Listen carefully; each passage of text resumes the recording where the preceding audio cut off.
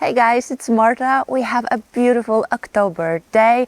I came here to this space near my bench. I want to plant some plants. I will be talking what I'll be planting, how did I match the colors. I will of course talk about the plants and I will be planting all of the baskets. I hope you will join me today.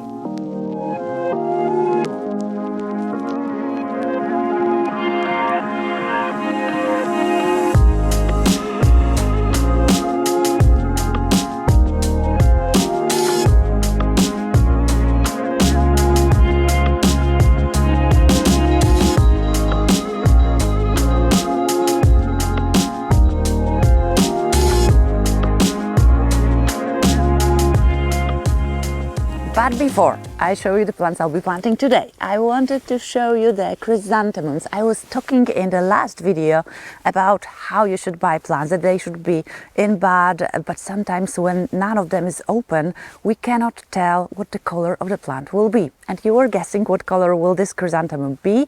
As you can see, it is now what I wanted. So it's a bit of pink, a bit of salmon. So this is exactly what I wanted. But when it was opening, it seemed like it was very cold purple or violet. I was really surprised when I saw how it looks like. I will not be planting this in this space because I want the space to be really, really vibrant. But I have a space in another part of the garden when I plant it maybe tomorrow. So this is my idea for this year's composition. I always bring my plants and my ideas and I test them. I call it a dry mock-up. So I take the plants in their containers, I put them in the baskets and I see if it works. If it works, it's only up to you. There are of course some standards, something someone will say is fine, but I believe that these are our gardens, these are our compositions and we should test ourselves. We should see if something resonates with us, if we like the compositions, and this should be the only goal we should achieve, that it brings us joy. So this is how I always work. Sometimes I will need a mellow composition, a very light one, a gentle one, and it will speak to me. Sometimes I will need something striking. I will need something on the verge of me being like, this does not work. But I like stretching my boundaries, trying new things, because it always, I think it just makes us grow and to see what we like. Then when I do the dry mock-up, I can see if this works, if the colors are not like clashing with one another, and then I will be planting them. But before we start talking about the plants I'll be planting, let's talk about this guy who is blooming here. So these are my asters. I love them. I got them as a gift from my now late neighbor. We were friends for so many years and I have a few plants in my garden that remind me of her. It was such a tiny plant. I planted it I think 15 years ago and I've never had a problem with this plant. I didn't know if it was just a gift given with a true heart or it's a really resilient plant, but I really love it. It always blooms with no problems, no pests and diseases catch it. So I love this and it blooms so beautifully in October. A few years ago, I started doing Chelsea chop on my asters. I pruned them by half in May and that made them more compact, more robust, but mostly they have like double the amount of blooms. So Chelsea chop is something I definitely recommend for your perennial asters. So what I'll be planting here, the first plant is a beautiful one. It's called Saxifrage, but this is a Saxifrage that blooms in autumn. And sometimes you can find it as autumn Saxifrage or Saxifraga.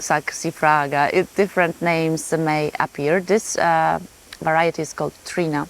This plant performs best in the zones 8 and above. So if you're living in a zone like mine, so 6 or 7, this might be an annual for you, or you can try to overwinter it in your greenhouse. This is what I've done last year, and some of them survived and some of them didn't. So you have to have that in mind.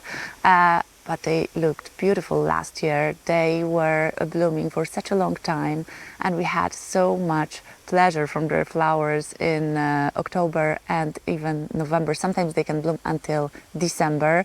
So I decided to put them in the garden in the pots again this year.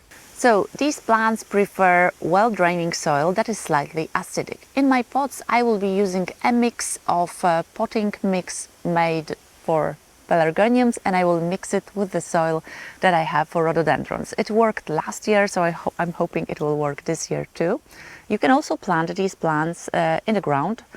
They will definitely need a space that is well draining. This is the most important, slightly acidic.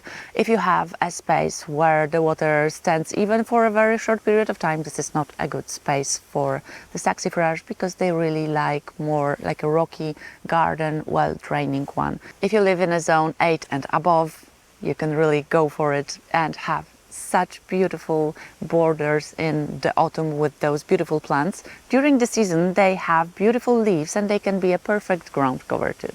I was showing you my chrysanthemum in the beginning of this video, and I was really hoping I will be able to wing it and to use it here, but it looked, no, it was just like, no, it looked like it lost its color. So this is why I do the dry mock-ups. I sometimes try something and I'm like, no, this does not work. I really need some oomph, I really need some color. So I tried this one. This one is a cheerful one. It is pink but mixed with a bit of violet, and it has a yellow, the middle of the flower is yellow, and I think it will bump all of those colors. We also have some roses and some in bud, so it will still bloom. This is Blue Wunder, and we also have some sedge that will also still bloom, and we can still see the flowers that are magenta-like. So I was thinking that this all needs to work together, so I think this chrysanthemum will work just perfectly. Chrysanthemums perform best in neutral soil, so I'll be using my potting mix for pelargoniums because this is my favorite potting mix and everything grows really well in it. So this is what I'll be using. And then we of course have heathers. As you can say already, if you've watched some of the previous videos, they are my favorite plant for fall decorations, so they will always come in every decorations I do. And here we have some vibrant pink ones. I am always using potting mix made for rhododendrons, hydrangeas or heathers. It is very acidic and this is what they like. They like well-draining soil, a moist one but not too wet, and they will perform best if they are not watered on the flowers. So this is what I'll be doing. And at the end of this swoop of pots with plants is the baskets with my heucheras. These have been growing here for a few years now. These are perfect perennials if you want to use perennials in your pots. I really love them and hostas as plants in pots. As this space is more in the sun, heucheras are perfect, and I leave them here for the winter. I never cover them, I don't do anything with them. They come back year after year and they are perfect companions, especially for these kind of compositions. I always do pinks here, so this color, this burgundy, always goes well with that. So these are the end of this swoop. Then we have another swoop that is very symmetrical on the other side of the bench. So the swoop goes also here. It's not symmetrical, but the same compositions always appear on both sides of the bench. I think it just rounds it nicely. I really like this repetition in the pots. So I have also some of the same plants that I have here, I have there. Now the only thing to do is to get my gloves on and get working and planting them. I hope the wind will not scare me away. So yes, I am getting to work. You will be watching and then we'll see how it went.